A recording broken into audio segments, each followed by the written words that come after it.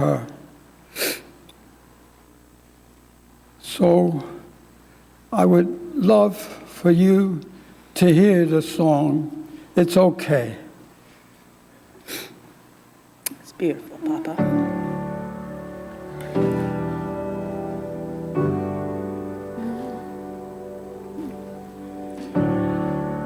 I moved to California in the summertime. I changed my name thinking that it would change my mind. I thought that all my problems, they would stay behind. I was a stick of dynamite and it just was a matter of time, yeah. Oh dang, oh my, now I can't hide. Said I knew myself, but I guess I lied. It's okay, it's okay, it's okay, it's okay. If you're lost, we're all a little lost, and it's alright. It's okay, it's okay, it's okay, it's okay. If you're lost, we're all a little lost, and it's alright. It's alright, it's alright, it's alright.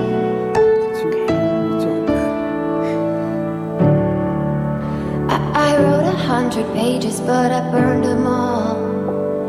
Yeah, I burned them all. I blow through yellow lights and don't look back at all. I don't look back at all. Oh dang, oh my, now I can't hide. Said I knew what I wanted, but I guess I lied.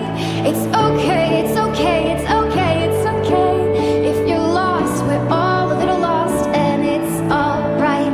It's okay, it's okay, it's okay, it's okay. If you're lost, we're all a little lost, and it's alright. Oh, it's alright to be lost sometimes. That's beautiful. Okay. It's okay. Thank you very much for listening to me.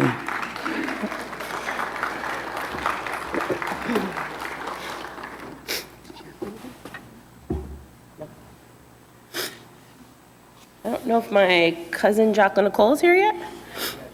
Oh, she is. Okay. I'm going to invite my cousin Jacqueline Nicole up to say a few words. They grew up right next door to us and, got a bonus mom out of this, so.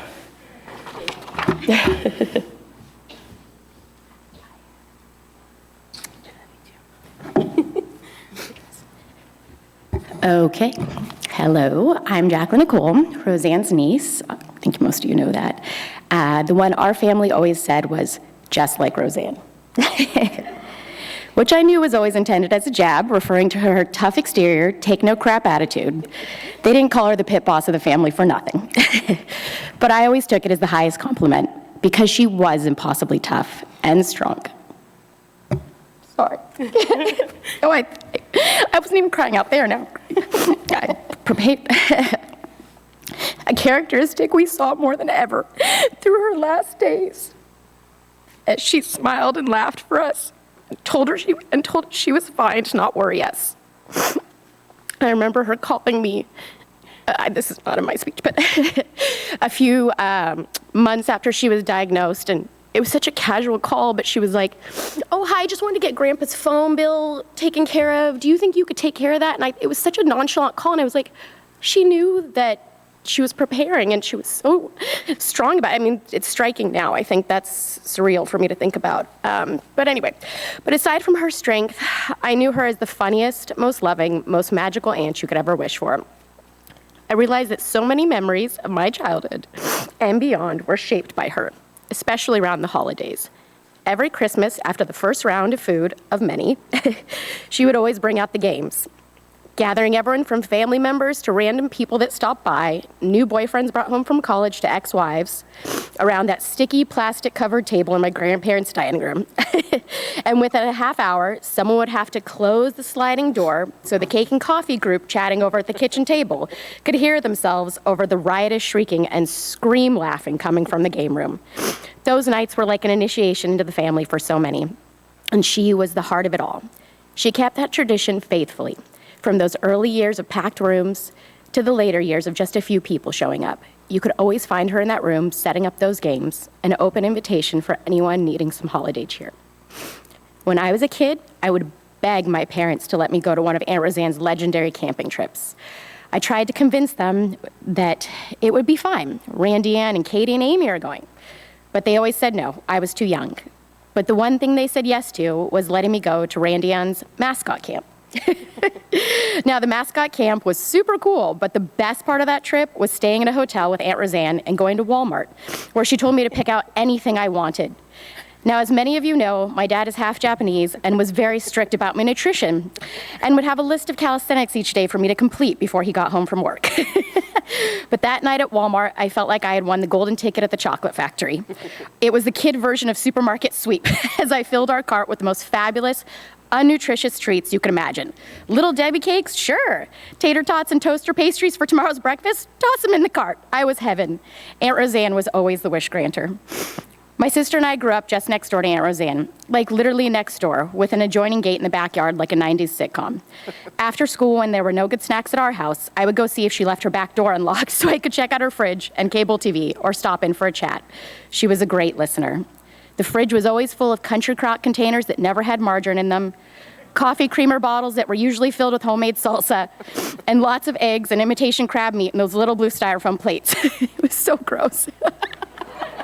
The oven wasn't used for baking, but for storage of every pot and pan she owned, which my mother did too, and I didn't realize was weird until I was much, much older. I bet I could draw that kitchen from memory to this day. Clearly, my aunt's love language was so often cooking and food.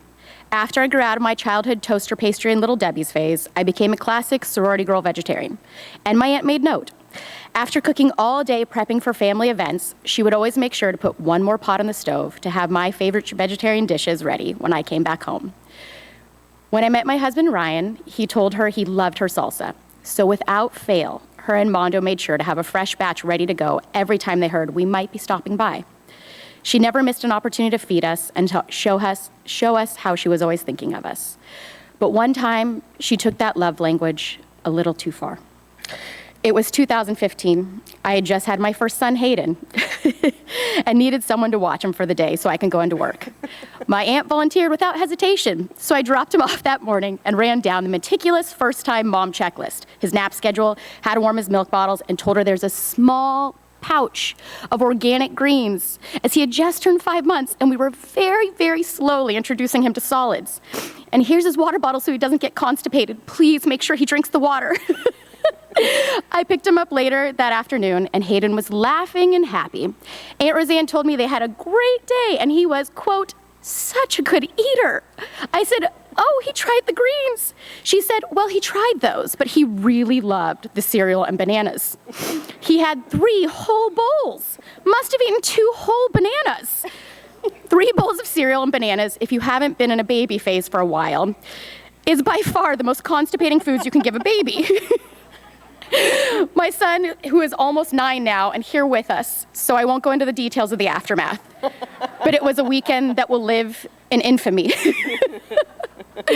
So many in our family would call me the serious one, the critical one, and it's often hard to make me laugh. But my Aunt Roseanne always could.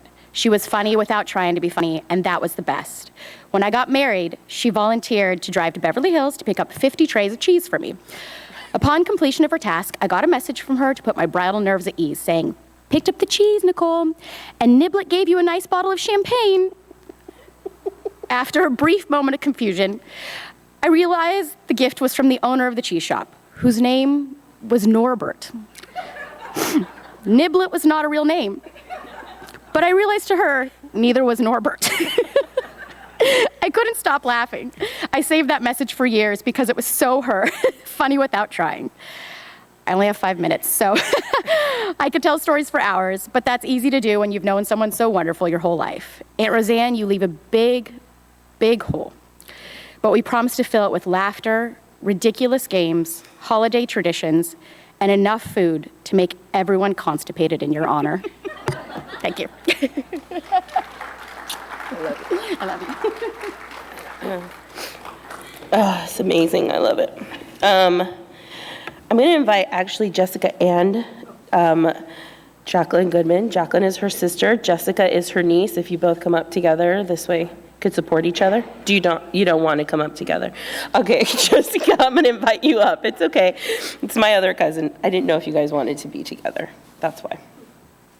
I just want you all to take a moment. Jessica's, are you doing it? Oh, never mind. I got excited. I know. Well, you can bring it up, the picture later. Okay. So for those of you who may not be familiar, my name is Jessica, though in my aunt's eyes, I'll always be her baby Jessica. During my childhood, I had the incredible fortune of living right next door to my aunt and Uncle Mondo.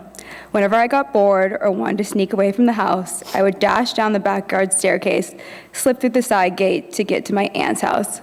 My aunt was the best cook. I was obsessed with her famous mashed potatoes and my go-to, her over-easy eggs with saltine crackers and lots of pepper. I know it sounds very strange, but it was delicious. I always requested it. My aunt and I always loved reality TV. We loved a good game show and some good trashy drama. Our shared evenings were often dedicated to several seasons of Survivor, Jeopardy, and The Bachelor. Back in July, my fiance and I made the big move to Miami. Our wedding bells are set to ring this coming January. Knowing about my aunt's health struggles and her inability to travel, I made sure to visit her before I left to Miami. We spent valuable time together, making the most of the moments we had left. Just as about to give my last hugs goodbye, Radian goes, "Hey, you should try on Aunt Roseanne's old dress. I still have it." She dashed back to her place and then zoomed back with the dress in hand. I put on the dress, and wow, we all had a really good laugh because when I put it on, I literally looked like the haunted bride from Disneyland and the Haunted Mansion house. Guess that was the fashion back that day. Although I won't be wearing her dress on my special day, Aunt Roseanne, I want to bring a smile to your face in heaven and allow others to remember your timeless beauty and elegance by wearing one of your dresses on this day.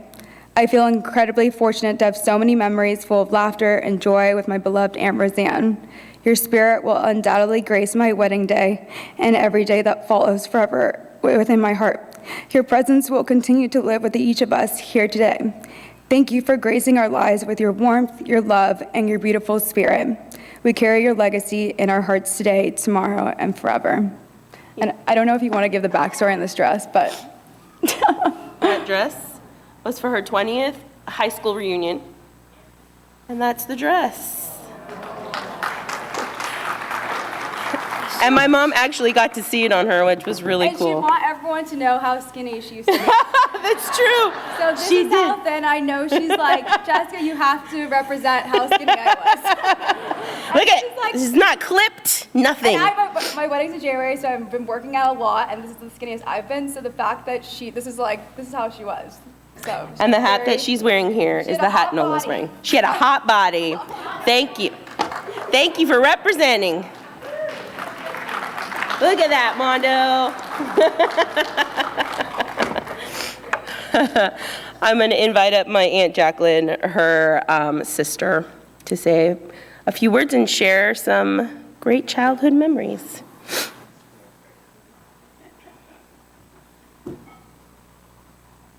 What a good husband you have, Randy, and escorting us up here. Well, where do I begin? When they told me 5 minutes, everybody knows I can't talk 5 minutes. I take after my father in speaking. And my cousin, Julia Rose, was with me till 12:30 last night, and she goes, "You realize you could only speak 5 minutes." She said, "You're still writing. You're on page 18, and that's going to be an hour." I go, "Oh, no, I could do it. Don't worry, 5 minutes."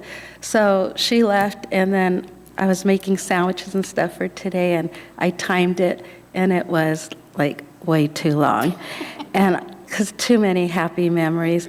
And I said, what am I going to do? And here I am without the 18 pages and no speech. I decided to throw it away and come here and talk from my heart. And I said, all those memories are still here, but I'm just going to pick a selected few because they're all going to be dedicated to that became the most important person in her life. And so what I'm speaking for is only for my special Nola. I want to dedicate my speech to, I decided this morning. Nola was Roseanne's life. And so I am Jacqueline Goodman Hernandez Goodman, and Tony and Jackie's daughter, and I was Randy Ann's aunt and Nola's great aunt. And the mother of Jacqueline and Jessica, who have just spoke, and I'm very proud of them, those heartfelt stories. So thank you for sharing those. But for Nola, my sister was 3 years younger than me, and she was also my maid of honor at my wedding. And so when I sat down, I realized the most important thing I couldn't believe. I said she was always my roommate, Nola, my whole life, from childhood, from infant to my neighbor, my whole life. And I didn't realize what an impact it was all during this time. The first place that Grandma and Grandpa moved to was in Alhambra, that our Jewish family, Grandma Kalika, gave to them with a one-bedroom place. And Roseanne was born, and then I came 3 years later. And I always remember my mom saying, there was no room in the place for you, so we made a closet, and we made that Roseanne's room, but we put you in there with a dresser drawer and pulled the drawer out and put you in as the baby in the drawer next to Roseanne. So I was always her roommate from the beginning. And then from there, and Grandpa always worked so hard. And he in the morning, he went to school, he was going to college, and at night, he would go to work, graveyard shift. And so you don't realize as a child how it affects your life forever, your childhood. I realized in the morning, Roseanne was always a morning person. She would wake up in the morning, and early, there was Grandpa to play with her and take care of her. And then he would come home late at night, and he would play with me. And I was wide awake at night. Until this day, Roseanne is a breakfast morning person, and I'm a night owl. I could stay up all night, but I can't wake up in the morning, right, Nola? So it's funny how those things will stick with you. And that was because Grandpa's dedication of always wanting to be with his children, even though he was working so hard and going to college, even as a young father. Then we moved to El Monte, to a big place, 3-bedroom. But now when we went back to look at it, it actually looks really tiny to me. But I felt like, oh, it's a big place. Again, my mom and dad put me and Roseanne as roommates together. So here we are growing up now as middle school and teenagers, and we're in the same room, and she decides she wants to paint the room fire engine red. I'm like, fire engine red? Why does she get to pick the color? But as Jacqueline said, she was the pit boss, so she got her fire engine red hat. So I was like, okay. So I'm laying there with my eyes wide open and the red doors and the red cabinets. And then, again, something that affects you, and I didn't realize it till now, that your sleep habits, that she would play music all night long. We were in an L-shaped bed, and she had a stereo there, and all night I could hear her singing and humming her songs, and all the bands that were then, the Beach Boys, the OJs, and playing it, and I was allowed my little corner, and I'd have, the Jackson 5s and the Osmonds on the wall and David Cassidy, but that was my corner. And till this day, Uncle Jimmy could tell you, I need music or the TV on all night long, or else I can't sleep. And I realized it was because of your Mima. I had to sleep with noise, and that's the only way I could sleep. And she was ahead of her times. She loved Barbies. I didn't care for Barbies. I liked real toys. dolls. But she had a whole closet on the bottom filled with Barbies, and she'd be undressing them, and her hair would be standing up like an afro because she would brush them and brush them. And I'm like, you're destroying the doll. You're making the hair a mess. And they couldn't understand it because I kept my full-size dolls in their original boxes and I wanted them to stay new and pretty. So when she would leave the room, I'd fix them and fix the hair. And she'll, what are you doing to my dolls? And I said, I'm just fixing them. And she's all, they're fine the way they are. It's okay, like Grandpa said. And so another weird thing that I remember is junior high, she went to school with a size 8 shoe. She always wore a size 8 shoe. She left high school, don't ask me how, in a size 6 shoe. We said, whose foot shrinks? That's impossible. I thought, till this day, I think it's the strangest thing. How do you start off with a size 8 shoe and then end up a size 6 out of high school? But as Jessica showed, she just shrunk so small and so beautiful. And that's not the only dress. She had tons of clothes that she gave Jacqueline Nicole to sell in her store that were the most beautiful, tiny clothes. And even Jacqueline said, they were so tiny, Mom, only small girls could fit. So she had that glory to enjoy. And she loved typing. She became a perfectionist typer all through high school. And I'm sharing these childhood stories because I'm the only one that could share them. And Randy Ann asked me to, because she was amazing, always typing, always typing. There was a typewriter all the time. I could still hear to this day Big Grandma saying, Roseanne, put the typewriter away. It's dinner time every day, that type. But it paid off because she was an excellent typer, and her dedication to typing, she got an excellent job. So it continue to do what you really love. But a funny story about, like Jessica said about the eggs, Roseanne liked to eat easy over eggs. And so every day, even she would make her own, even as a teenager, and she'd sit there and eat them. And I just thought, oh, how could you eat those eggs with it still moving? And I sat next to her, and I was watching her eat it and prepared to eat it. She sat down, like Jessica said, and put her pepper on it.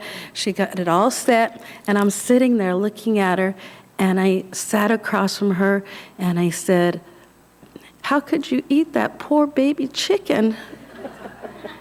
And she looked at me with anger, and she just like, I just ruined her appetite. She picked up her plate and threw the whole hot egg right on my head. The whole egg was dripping all down my face. I can still feel it to this day. It was still hot. I thought my face was going to be burning and melted away. And I just looked at her, and it was dripping, just pouring. And we just froze because she realized I probably got burned. And I was just like going, oh my God, I can't believe you just did that. And we just stared at each other, and we just started bursting out laughing so hard because we realized how stupid it was. And she felt so good doing it. So that is a really funny story. And so then we went on to move to San Marino, and we were so blessed that my dad had the fortune to be able to take us to better schools. He wanted to give us a better life and a better school. But at that time, her beautiful Randy Ann came, and she started her own life of being a mommy. And so Randy Ann became all of our life. And for Mondo wasn't there yet, but for our family, she became like the most precious thing in the whole world. And so we all catered and taken turns taking care of her. And for me, Randy Ann lit up my life, and I was in high school, so all my drawings and paintings were of Randy Ann. Your mommy was so special to me. I still have them, all the oil paintings, all my drawings. So I was an artist just like you, Nola. Nola is an amazing artist that you wouldn't believe. I tell Randy Ann she should call Disney and give her art. She's amazing. So keep that talent going. And then Randy Ann became the life for Mondo and his family as well. And so my mom and dad raised her, and she was just so precious. So then Roseanne joined me again as my neighbor, We were always neighbors to San Marino and lived next door. And as my children said, there was that back gate that was always open, Halloween, Super Bowl, and the Rose Parade. So we hope to continue that tradition. But Mondo and Roseanne were so dedicated to volunteering for your mom for everything. The whole neighborhood knew them because Roseanne didn't grow up in San Marino. She didn't get to go to high school, but everyone knew her in the high school, your Mima, because she volunteered her life away of dedicated to Randy and being in danceteras, musicals, every play. Your mom had the confidence that you do on stage. Everybody was so amazed how she'd be front center. Even her friend is here, Julie Chan, could tell you. She would be in dancetetra and just be the whole show in the middle. It was just amazing. So I see you have that talent. When we went to Las Vegas and the magician invited you up on stage, and the magician said, take over the show. She was so shocked that Nola was so confident up there. And you have that from your mom. It's such a blessing. And so Mondo and Roseanne volunteered for grad night and so many things. And so they gave a wonderful life. And so then again, she was my neighbor next door in Las Vegas. And so we were so excited when we'd open our door and realize we were there at the same time. So I have two quick funny stories about that. One of my daughters mentioned about the country crock butters. So Jim and I went to a concert with your Mima, and we were listening to music, and we realized at the Paris Hotel with Mondo and Jim and I, and we're sitting there and we're like, all the restaurants are closed. We didn't eat yet. What are we going to do? They only have alcohol in the bar. And I said, well, I'm hungry. What are we going to do? She's all, just a minute. She bends down under the table and pulls out a bag and pulls out this country crock container, a margarine. I go, what are you doing? And it's a fancy, nice restaurant bar that we're listening to the news. She opens it up, and there's her egg salad with crackers. I was like, oh my God. And I started laughing, going, only Roseanne would be carrying a bag of egg salad around to eat, just in case somebody got hungry. And of course, I ate it all. It was delicious. It was like, oh, it was heaven. So I still laugh about that. Who carries, a country crock butter thing, margarine, with egg salad in it? And the other funny story that Jessica and I were laughing about the other day is that it was my cousin's 50th birthday from New York, Donna's, who we just lost to of cancer. And we were all there celebrating her birthday, her 50th birthday. So all the family flew in from New York, all the cousins and stuff. And Roseanne got a hotel room at the Venetian. And she invited me and Jessica to stay in our room so we wouldn't have to drive up to the house. And Mima, the stories to show you how funny she was and how things would enter her mind. We were sleeping, Mondo was sleeping, everybody was sleeping, Jessica was sleeping, and she tells me, psst. And I go, what? She goes, and it's 2:00 in the morning. She's all, let's go in Jessica's suitcase and pull out all her sexy clothes, and let's try them on. I'm looking at her. She wasn't the size of Jessica at that point. We're talking about like 9 years ago, because it was 4 years before COVID. So we're talking about the size we are now. She's like, come on, let's do it. And we're sober, remind you.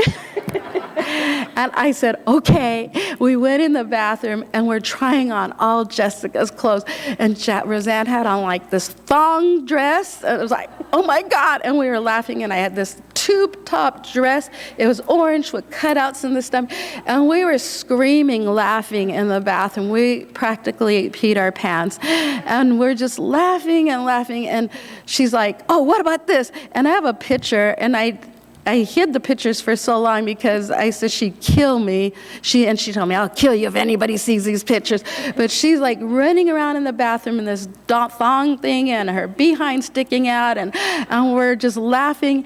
And Jessica wakes up and slides the bathroom door open, and she looks at us. She goes, what are you people doing? I was like, We froze. We're like, oh. And she's all like, what are you doing? Are you guys drunk? And we're like, no. She's all, and then she started laughing. She thought it was funny, and she's all, how'd you get that on, Mom? Roseanne, is that my dress? And she's like, we're like, yes. She's all, okay, it's funny, but take it off now. You guys are ruining my clothes. So again, I just wanted to share these stories because they are funny, to show she does have a sense of humor. And yes, my parents gave us the nicknames that she was the pit boss and I was the prima donna, but it all changed when we became grandma and grandma, and she became Mima, a name she wore with honor. And that it was such a blessing to have you, Nola, in her life. And you became her whole life. She closed her daycare. She gave up everything and moved to be with you, to raise you and teach you everything you know. And I could see your spark in her of being funny, entertaining, outgoing, and that you know her true spirit. And she was always giving, especially to seniors and people in need. The week before she went to the hospital, she asked Randy Ann to bring a pot of flour to a lady that was also ill in Las Vegas. And your mom was always thinking of others. Like Grandpa said, it's okay. Even though she was sick, she thought of the lady to bring a potted plant. And she cared so much for others as seniors, but I was talking to my cousin Julia, and she says, you're all that way. And I said, yeah, you know something? We are. I said, we care about seniors. Your mom loved my mother-in-law, Yuki, and Yuki doesn't go out or talk to many people, but she loved my mom and Roseanne. Roseanne was my mom's best friend. Roseanne got close to a lot of seniors and took care of them and stuff. And I could see that in you, Nola.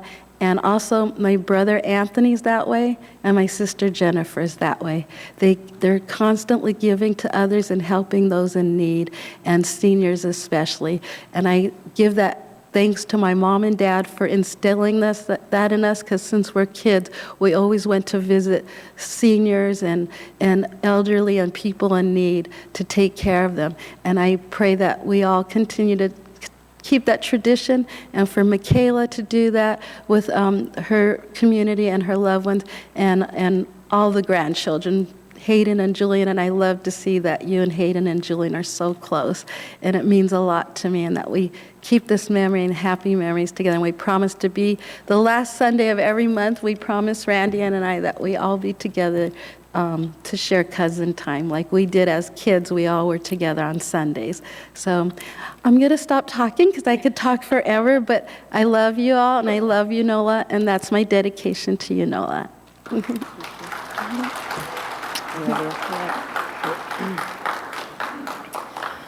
And Jacqueline touched upon something that was really important. I know when, structuring all of this, people were like, it could get a little long, and it with people telling stories, but honestly, today's for my Nola.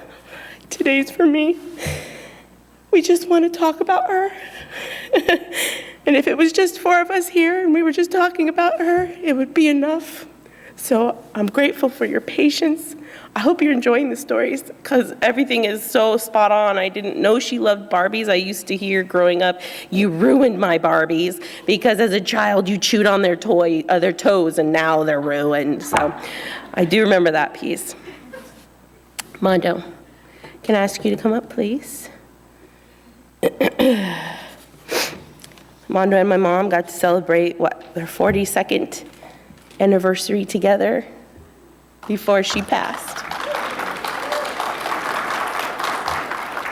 She hung around for you, Abba. I know. So I told him, he doesn't like to speak out loud. I said, Mom's gonna find you. She's gonna wanna see you cry. She's gonna wanna see you talk nice things about her. She's watching, so you better say something. Well, I'm not much of a speaker, but my dad used to say, before you go out with a girl and everything, look at the mom, how she looks. Okay, so I started going out with Roseanne. I looked at the mom, And I go, okay, that's not bad, the whole thing. And then after a while, I got a double whammy. They love to eat.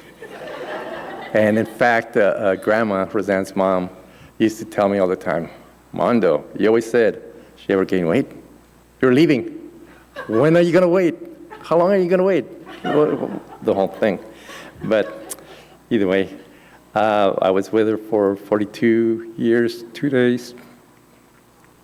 And I've known her for 54 years.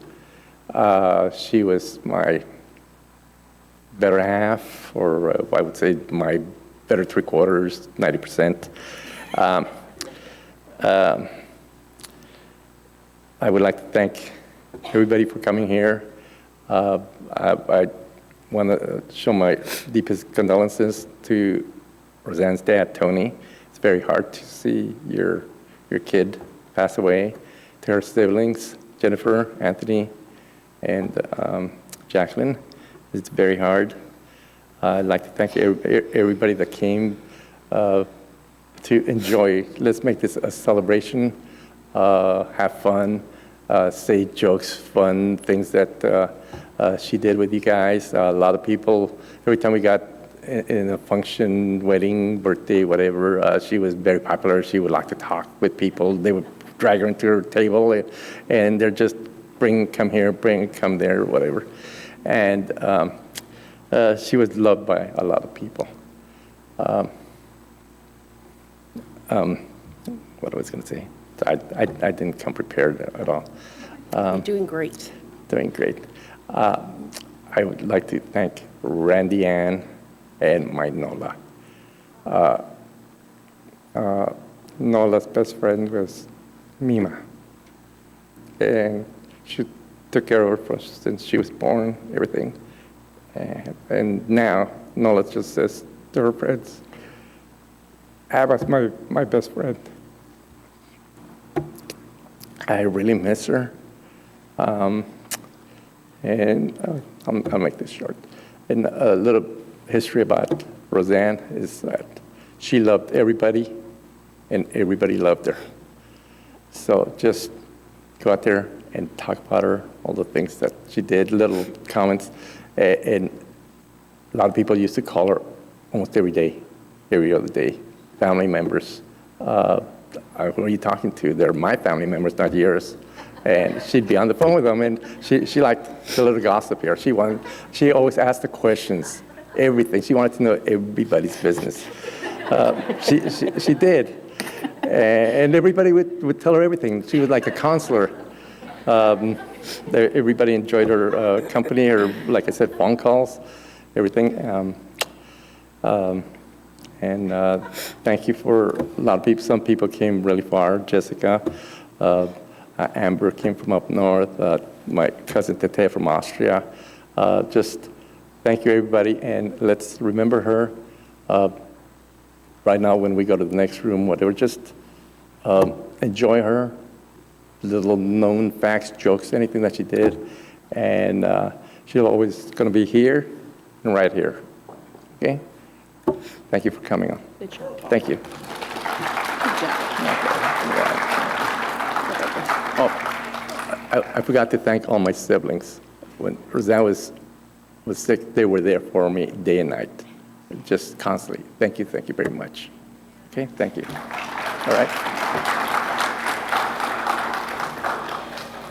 I guess it's my turn now. Since she was my mom, I'm going to talk as long as I want.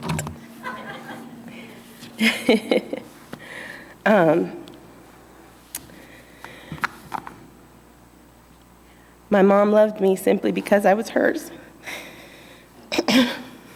As a young child, my earliest memories of my mother were of her hugging me, always hugging me, holding me in her arms.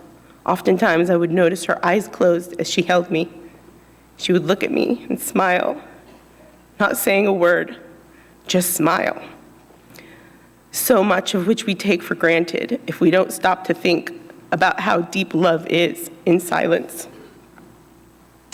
Mom was my everything. She was my mom, she was my dad, she was my teacher, she was my friend, She was my guardian in this life. Everything she worked so hard for was for me. We were so lucky to have our village to help when Mom was working. She was always working. She was a hard worker. She was a hustler because she had to be for me.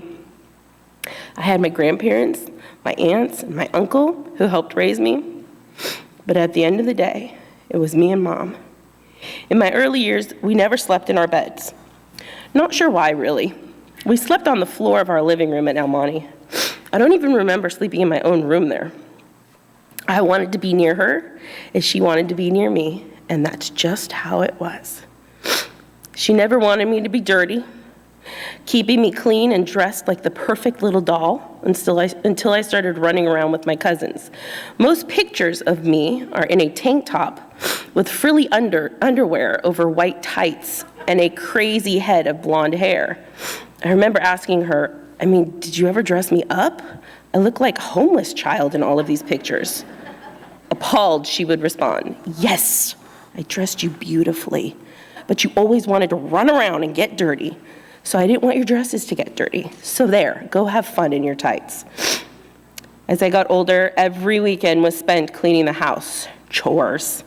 I remember teasing my mom, calling her Mommy Dearest, for those of you who have seen the movie.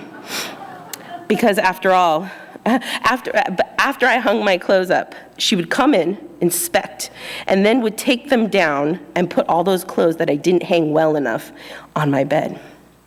And I'd chase her with a hanger. And I'd say, yes, Mommy Dearest, no wire hangers. She hated it so much, which is why I love to tease her about it. All is fair in love and war, though. Mom would get me back plenty. A thrown changla when I had a smart mouth. And Mom knew just how to get me. I remember thinking when I was in trouble, gosh, I just wish she would spank me and move on. Nope, not my mom. She would say, oh, yeah, you'll get a spanking, but first you have to tell me why you earned that spanking. She made me fess up to my crimes, which were just made it all so much worse.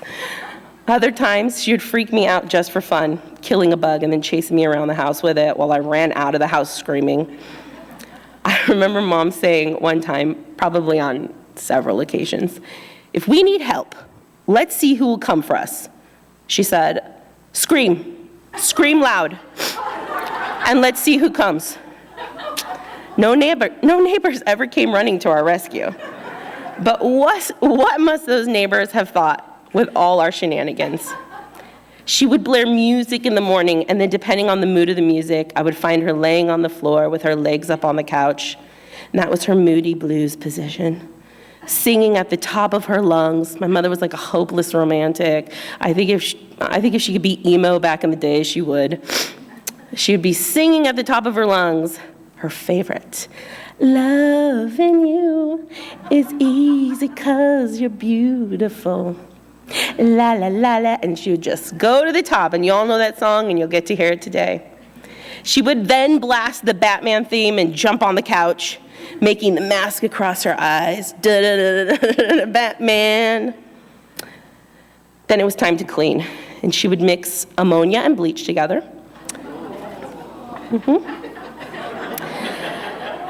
And clean the kitchen floors with this. For those normal people, which I see that there's many here, who don't mix these two chemicals, there's a reason you shouldn't. It burns your lungs. We would be coughing, and she would open windows, and she'd say, keep cleaning. But it would never fail. Every weekend, this was our routine. I want to take a moment here.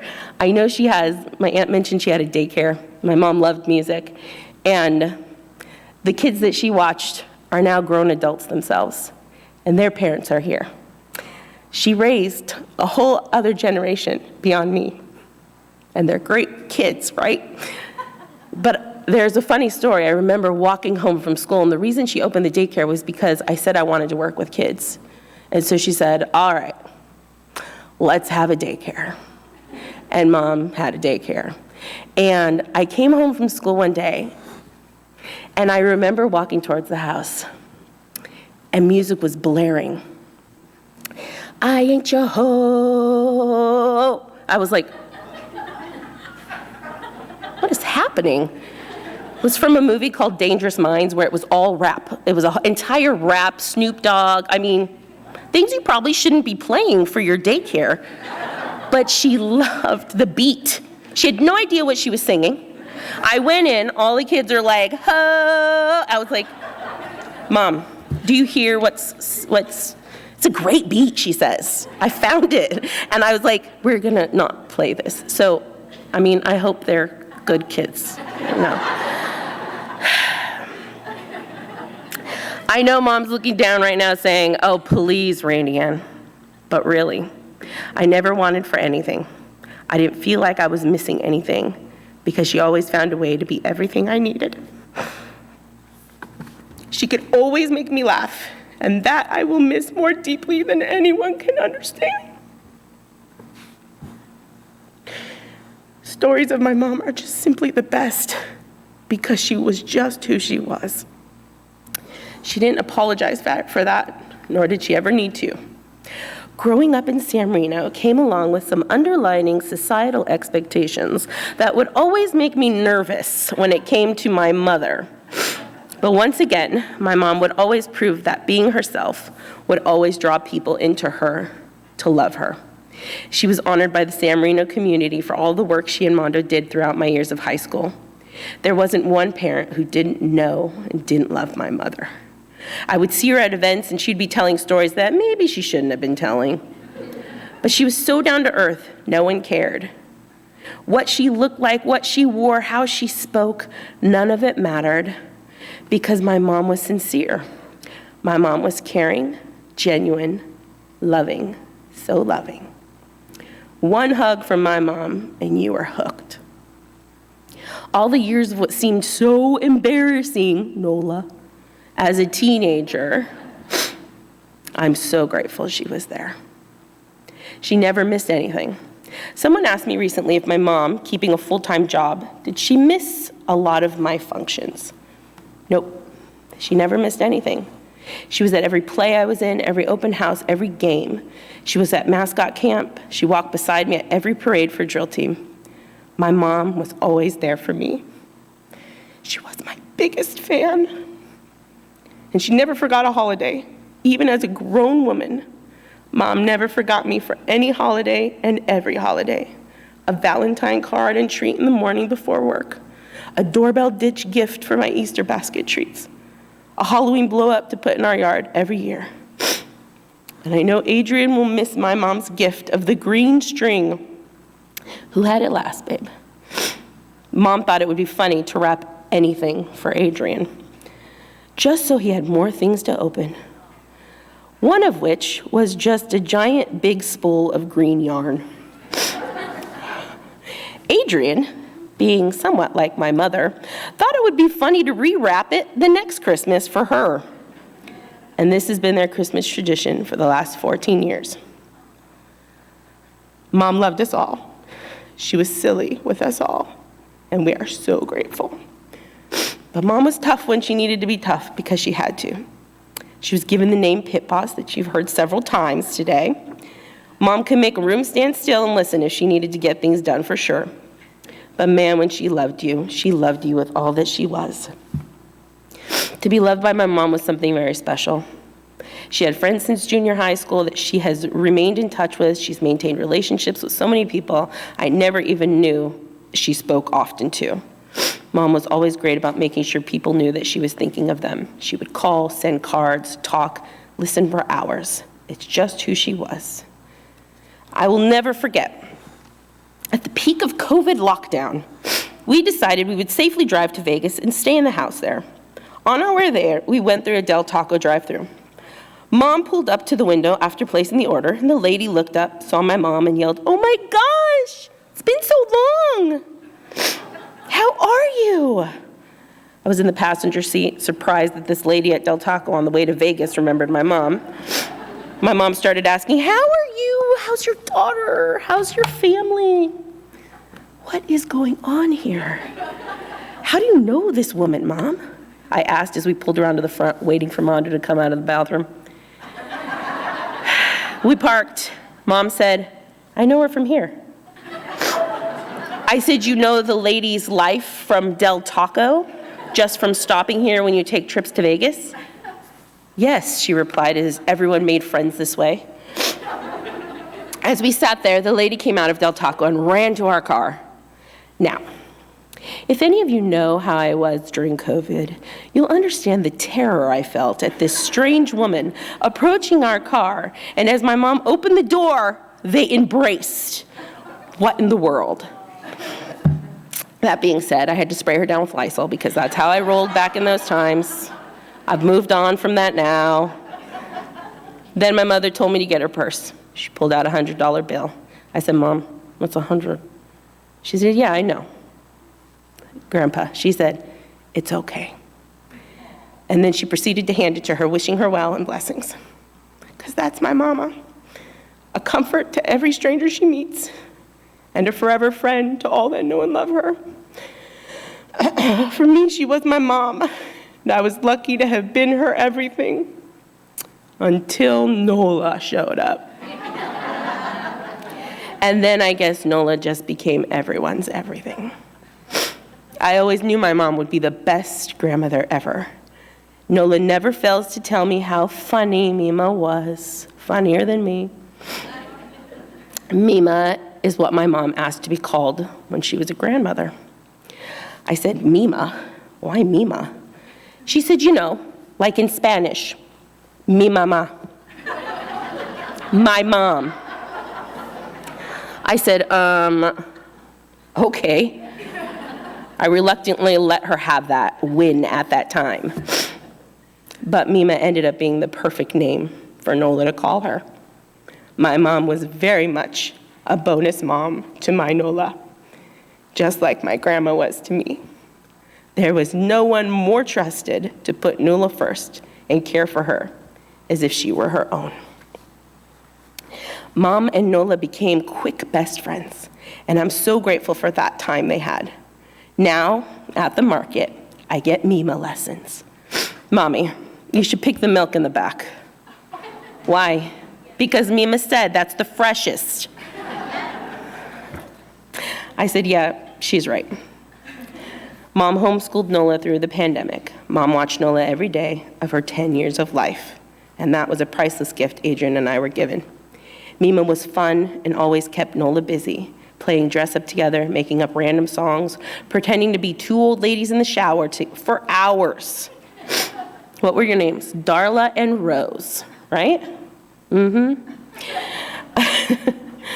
I remember coming home one day to a painting that my mother made for me. Nola must have been about 3 years old. Most grandmothers make handprints. Not my mom. She painted my daughter's bottom, sat her on a canvas, and gave me the gift of her butt cheeks. It hangs in our guest bathroom proudly. Mom, Nola exudes your strength, your wit, your compassion, and your love. She's filled with your funny and your silly. She's so much of you because of how deeply you loved her. I miss you every day when I want to text you, send you a picture, tell you the crazy stories of work, or just say good night, sweet dreams, I love you. I miss your calls. I miss your texts hunting me down to make sure I'm okay. We all miss your laugh. I miss you greeting me when I come into your house. Hello, my baby. I miss your crazy stories, warning us about a news clip you watched in the traffic and someone's killing someone in Fountain Valley. I miss you saying, anyway. I just miss you. Some people say that it was a gift to know that she was sick, to be able to tell her all I wanted to tell her before she passed. But really, I saw my mom most every morning to have coffee with her. I saw my mom most every night. But I talked to my mom every day of my life. But yes, I did get to tell my mom how much I loved her and how much she meant to me right after she was diagnosed. She was the best mom anyone could ever ask for. She was a rare mom, a mom who loved me with every ounce of being that she was. She told me once, probably 20 years back or so, how much she prayed for God for a little girl to love. I remember sitting on the couch with her, and I guess I was curious about certain aspects of my mom's life. And so I asked some questions. And she was very forthcoming with me. We laughed and we cried. But I do remember her saying, all I wanted was a baby to hold, to love, and to love me back. And then I had you, and nothing else mattered. I know you're with us, Mama, but I miss you here on this earth. There's a hole in our days not having you with us.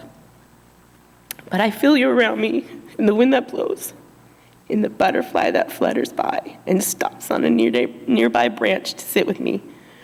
I hear you in a comment Nola might make or a story she tells. I know you're here when a song plays that I haven't heard in a long time.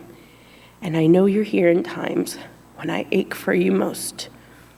Today, Nola's wearing my mom's jacket. My mom gave it to her quite a few years ago, and Nola's worn it many times. And I just want to share this story because I know my mom's here. She put it on. She came down the hall and she says, "What are these?" I said, "I don't know. I don't have my glasses. What is it?" She says, "They're matches?" I said, "Matches?" And I looked at them. It said Bobby McGee's. And I said, "Where did you get these?" And she said, "I found them in Mima's pocket of the jacket. She's worn this jacket many times." And I'm saying this story because I don't often just look for signs like that. My mom has made herself very present in our lives after she's gone to heaven. I told Nola, I know this sounds weird. This was Mima's favorite restaurant. And you've worn this jacket before. And why have you never found them until right now? Because Mima's here. She's telling us it's okay, and I'm okay. I could talk about my mom all day long. I could share stories that will keep us laughing for hours. She was one of a kind in every way. Please, for me and for Nola and Mondo and Adrian, write a story that you shared with my mom, a funny situation, a loving situation about my mom, and put it in that card box. These are cards when we're missing her most. We want to pull out and read one here and there so that we never forget her. Not that we could, but please take the time to do that for us. Each household was also given an envelope to say thank you for coming and for loving my mom, Roseanne. It's a magnet, and it has this on it. And those are her lips. It makes my heart warm to know my mom will be thought of every day. On the magnet is a picture of her and a print of her actual lips, puckered up, that we got when she was in the hospital and was puckering her lips when we would say, "Give me a kiss." These were her final kisses, and we wanted to share them with you. A kiss from her to you. Think of her often. Reach out to us to share the love you had for her and keep us in your thoughts and keep in touch with us. I'll end with a poem I wrote for Mom. She was always so excited when I wrote something. She loved my writing, maybe because she was my mom and had to, but I know she would love something just for her. The world just doesn't seem the same, and life can sometimes feel like a cruel and lonely game. But each and every single day, I'm reminded of the love you gave, the smile you shared, the laughter and tears, the memories from all those years. You exceeded expectations of being the best. You were human. You always tried to help the rest. You were sad and sometimes so very stressed. And I wish there was more to do regarding that mess. But Mom, I will miss you on this earth. I'll miss your calls, your texts, your worry for me. I will think of you for eternity. I will live well because you loved me. But concerts won't be the same without you. Who will I dance with? What will I do? You just truly were so easy to love, and taken from us all too soon. But I promise to remember you. We won't forget. We promise not to slack. And Mama, I love you to the moon and back. We will make sure Nola dreams big wishes. So please visit us with your butterfly kisses. We will love you forever. We will love you for always. As long as we're living, my Mama. Her Mima, our Roseanne you will be. Shine bright, our sweet angel, and give Grandma a big hug for me. Thank you for loving us so well, Mom. None of it really seems very real. I'm waiting for you to come out of the bedroom or wake up from a nap. It's just too strange. I miss you. I love you. I love you. To the moon and back. To the moon and back. Thank you for letting me share her with you guys.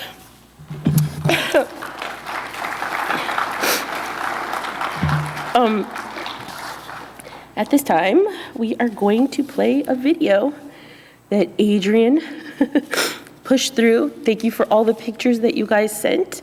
There are songs on here that were just hers, the very first one being that very favorite song of hers that she would sing at the top of her lungs, ending with a song that she loved because it reminded her of her mother. And then there's a song in there, and it's called My Best Friend. And that's my song to my mom. So I'm sure we'll be a mess watching this, but we're together, and it'll be great. So let's play the video.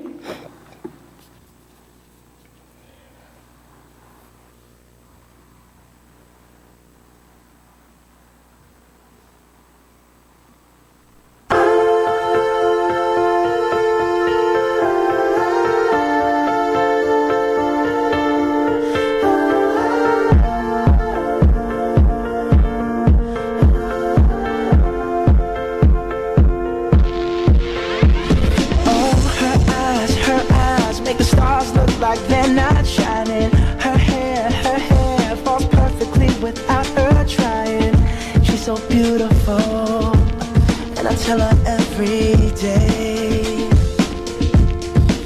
Yeah, I know. When I compliment her, she won't believe me, and it's so sad to think that she don't see what I see. But every time she asks me, do I look okay? I say, when I see your face, there's not a thing that I would change. 'Cause you're amazing, just the way you are. And when you smile, the whole world stops and stares for a while. 'Cause girl, you're amazing, just the way you are.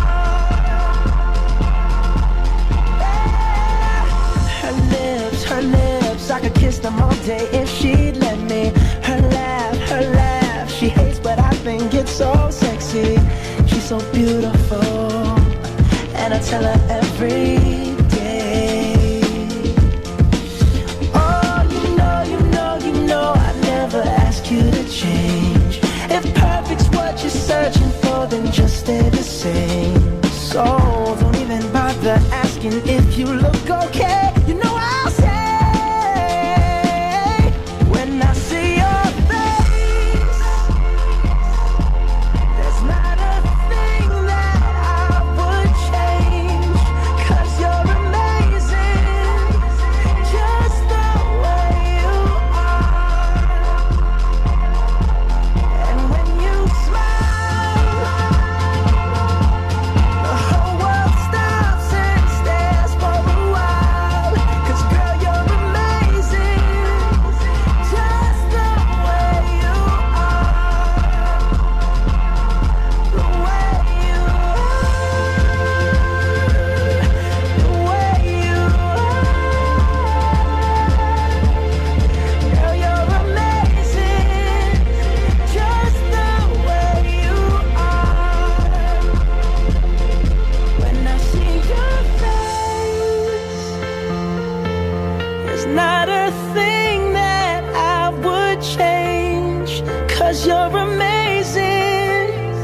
just the way you are.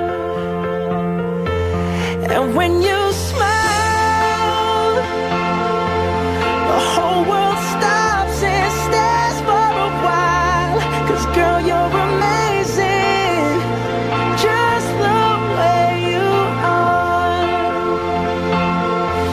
Yeah.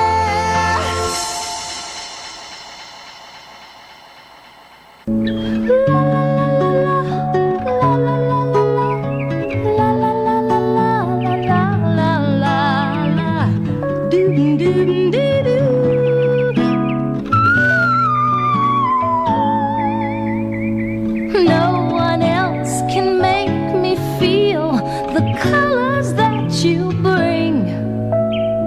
Stay with me while we grow old, and we will live each day in springtime. 'Cause loving you has made my life so beautiful, and every day of my life is filled with loving you. Loving you, I see your soul come shining through, and every time that we, ooh, I'm more in love with you. La la la la la, la la la la la, la la la la la, la la la la, doo doo doo doo.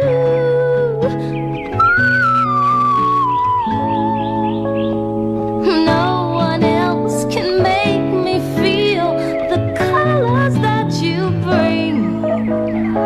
Stay with me while we grow old, and we will live each day in springtime. 'Cause loving you is easy, 'cause you're beautiful, and every day of my life is filled with loving you. Loving you, I see your soul come shining through, and every time that we, ooh, I'm more in love with you. La la la la la, la la la la la, la la la la la, la la la la, doo doo doo doo.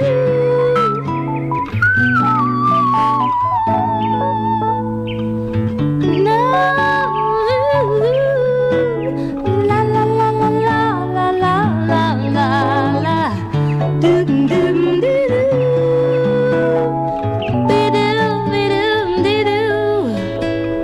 Maya Maya Maya Maya Maya Maya Maya Maya, la la la la, be doo be doo doo doo.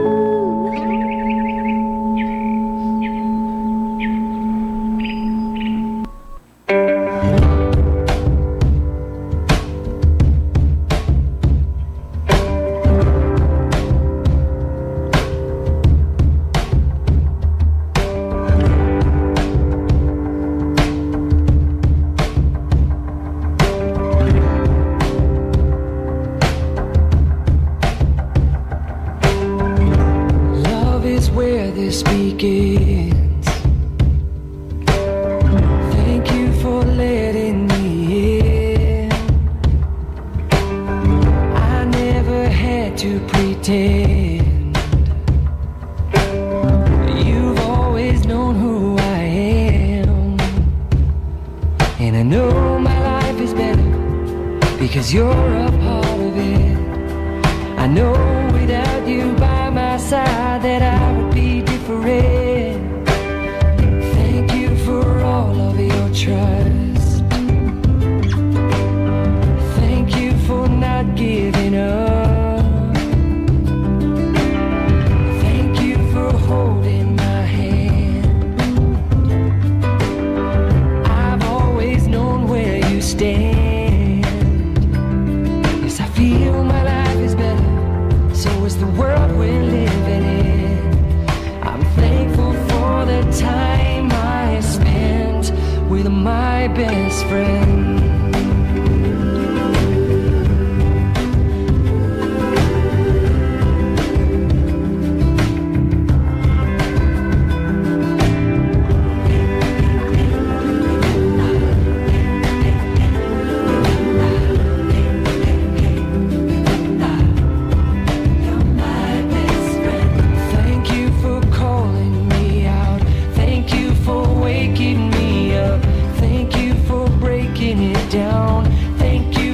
choosing us. Thank you for all you're about. Thank you for lifting me up. Thank you for keeping me grounded and being here now. My life is better because you're a part of it. Yes, I know without you by my side that I would be different. Yes, I feel my life is better, and so is the world we're living in. I'm thankful for the time I spent with my best friend.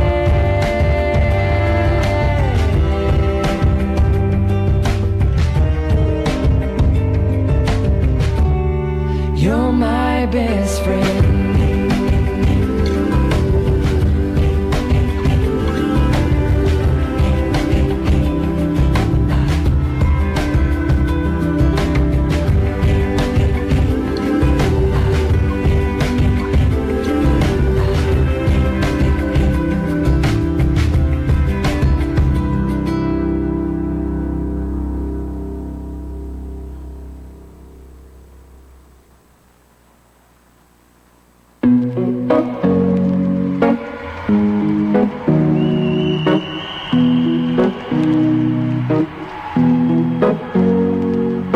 Here's to the ones that we got.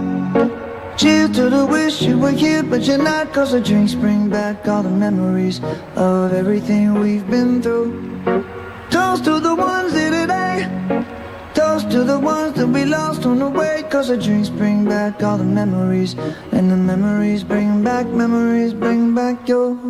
There's a time that I remember when I did not know no pain, when I believed in forever and everything would stay the same. Now my heart feel like December when somebody say your name. Cause I can't reach out to call you, but I know I will one day. Hey. Everybody hurts sometimes, everybody hurts someday. Hey, hey. But everything gon' be alright. Gonna raise a glass and say, hey. Here's to the ones that we got. Cheers to the wish you were here but you're not. Cause the drinks bring back all the memories of everything we've been through. Toast to the ones here today. Toast to the ones that we lost on the way. Cause the drinks bring back all the memories. And the memories bring back your. Memories bring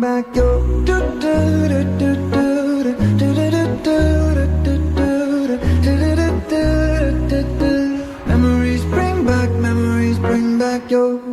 There's a time that I remember when I never felt so lost, and I felt all of the hatred was too powerful to stop. Now my heart feel like an ember, and it's lighting up the dark. I'll carry these torches for you, but you know I'll never drop. Yeah. Everybody hurts sometimes, everybody hurts someday. Yeah, yeah. But everything gon' be alright. Gonna raise a glass and say, hey. Here's to the ones that we got. Cheers to the wish you were here but you're not. Cause the drinks bring back all the memories of everything we've been through. Toast to the ones here today. Toast to the ones that we lost on the way. Cause the drinks bring back all the memories. And the memories bring back your. Memories bring back your.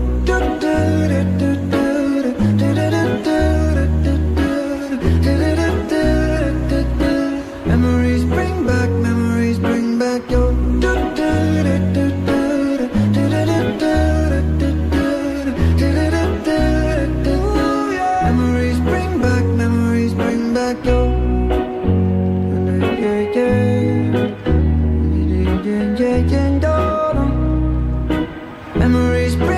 Memories bring back your.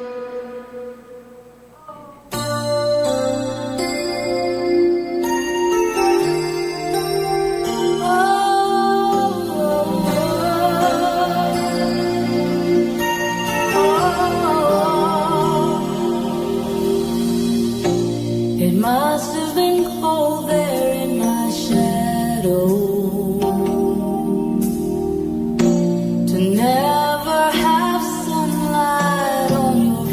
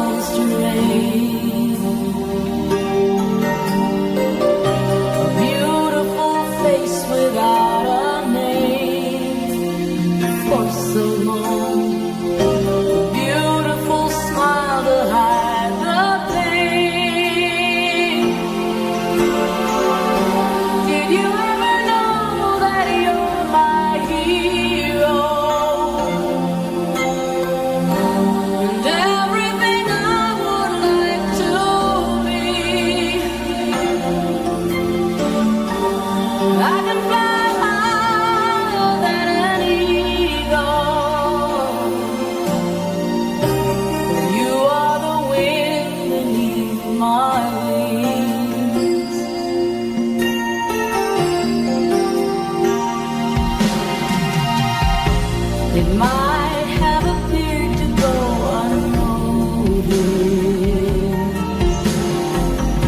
but I've got it all here in my heart. I want you to know I know the truth. Of course I know you. I would be nothing without you. Did you ever know that you're my hero? You're everything I wish I could be. I would fly higher than an eagle, for you are the wind beneath my wings. Did I ever tell you you're my hero? You're everything, everything I wish I could be. Oh, Lord, I can fly higher than an eagle, 'cause you are the wind beneath my wings. Oh, the wind beneath my wings.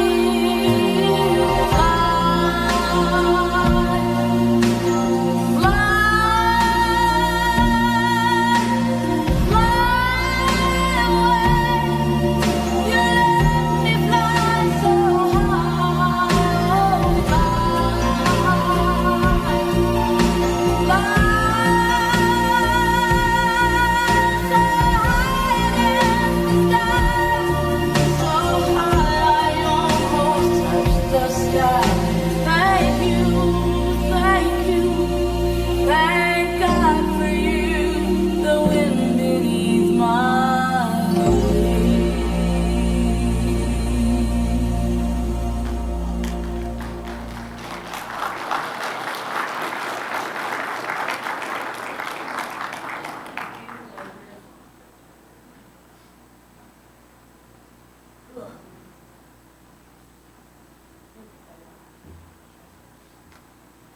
That was the first time I got to see it.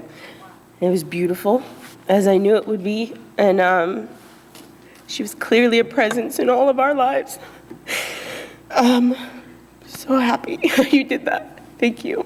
At this time, I'd like to call up my cousin, Julia. She's going to do a bit of a closing prayer, but she's also going to start just end with a story for people to be able to come up and just share a story here and there, just a short one before we head on over. And you've all been so gracious to sit here through this, but it's been a very healing kind of moment so far, and I'm grateful. This is her first cousin, Julia, who flew in from New York. It's a blessing to be here. I was just here in March for Uncle Tony's 90th, and his family were here for good times and for the sad. It's who we are. I'm going to read something from my sister Cookie. I'll say a little something, and then I'll go on to the Bible verse that I picked. Randy had asked me to select a Bible verse and to say a prayer. So this is from Cookie. I'll miss her infectious laugh and the love we shared as cousins. We could always connect as if we weren't miles apart or hadn't spoken to each other in a while. Roseanne had so much more life to live, but God wanted someone to keep in line the other angels in heaven.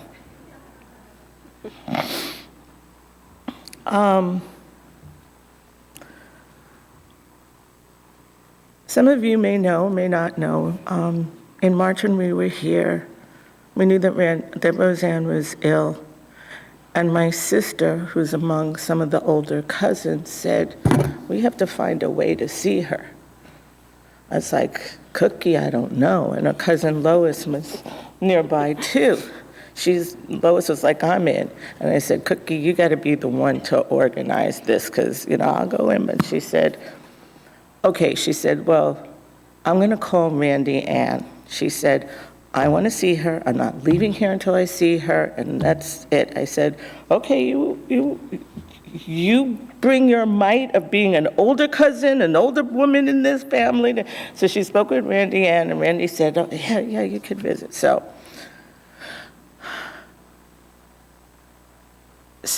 Cookie, Lois, and I visited with Roseanne, not knowing that I would be here months later. And it was such a beautiful time. She made us laugh. Doesn't sound surprising, right? She made us laugh, wanted to make sure that we were fed. She's like, isn't it your birthday? Oh, well, we have a cake for you, right?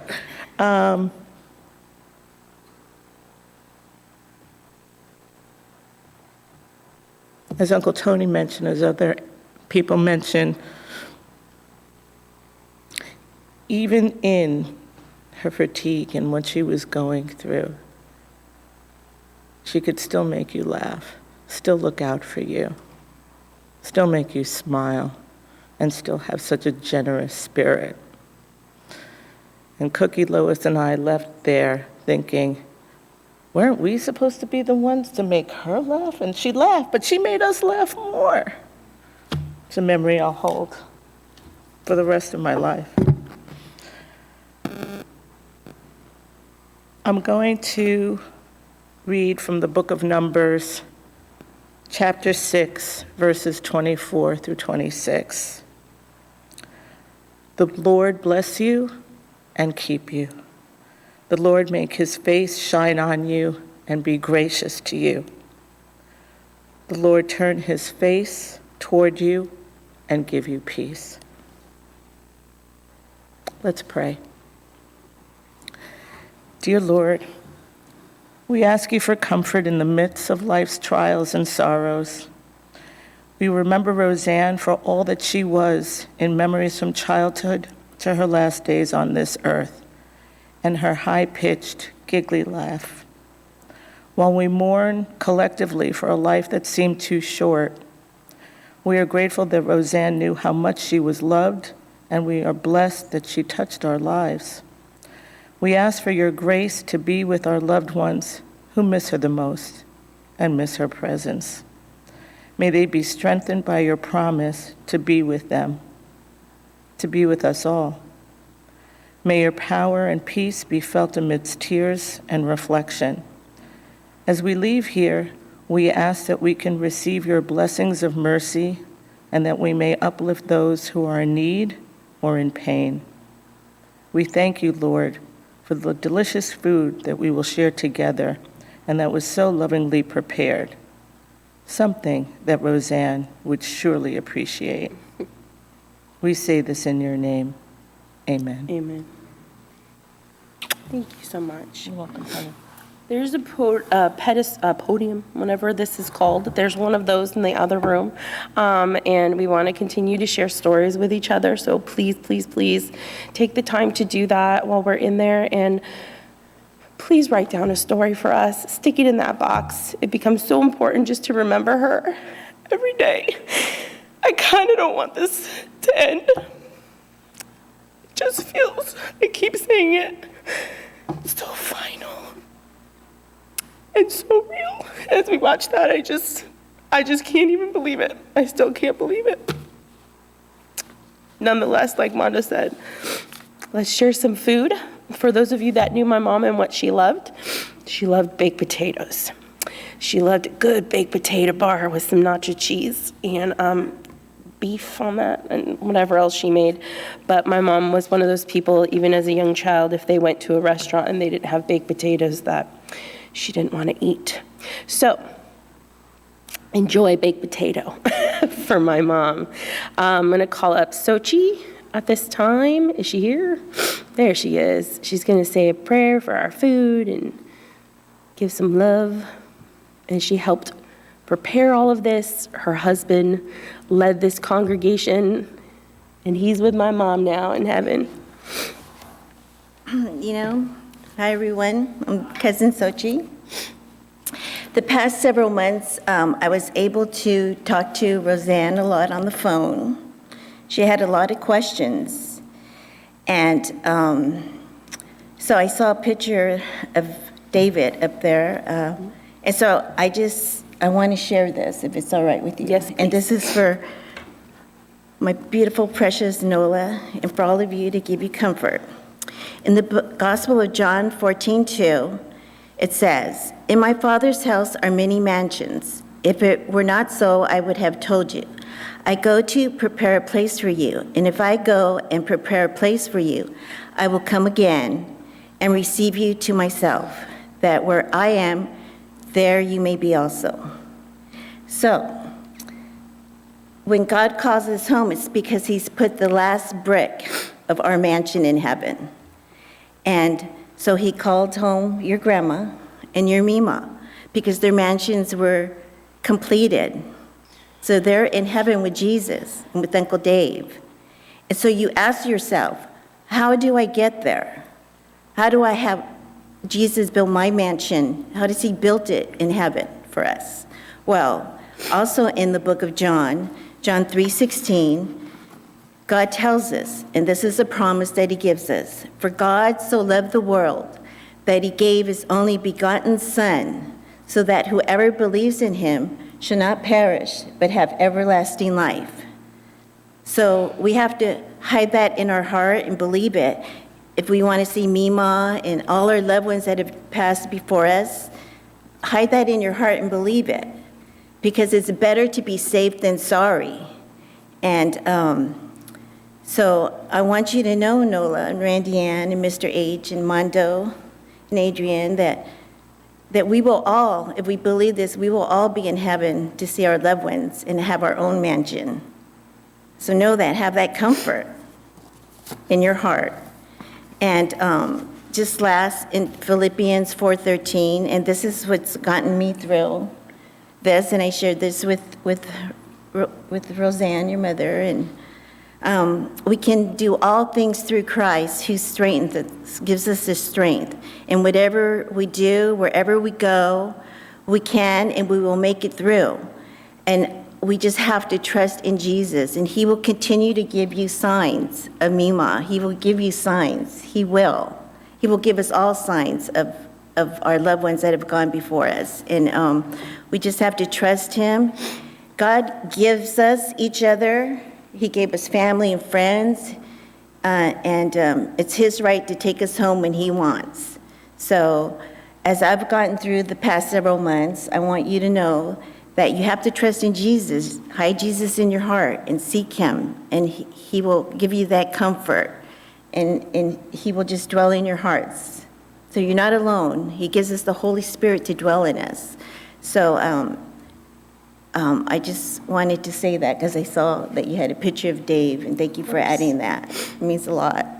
And so let's bow our heads. Our Heavenly Father, I just come before you. Just bless this food unto our bodies, and just continue to give us comfort and peace and understanding in the situation. And it's okay to cry and to be sad. And thank you for this beautiful memorial. It's just so awesome. It's not even a goodbye. It's a welcome of just life, a beautiful life that Roseanne gave, the friendship and the love that she was unconditionally just loved everybody. So go before us as we prepare to break bread together, and just help yourselves. Just get in line and start serving yourselves, and it'll be good. And just thank you, Lord. Just continue to bless us, keep us all safe, and everything we do. In Jesus Christ's name, amen. Amen. Thank you all so much. Let's gather together and have some food and talk about Mom. Thank you, everybody, for coming. I love you. I love you too.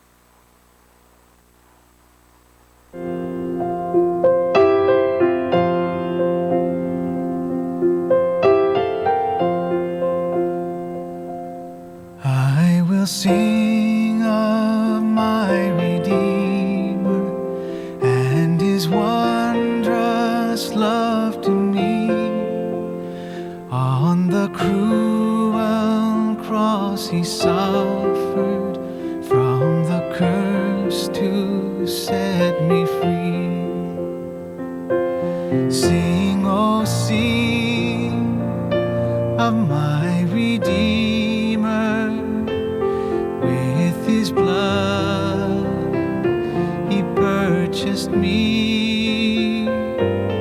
On the cross he sealed my pardon, paid the debt and made me free.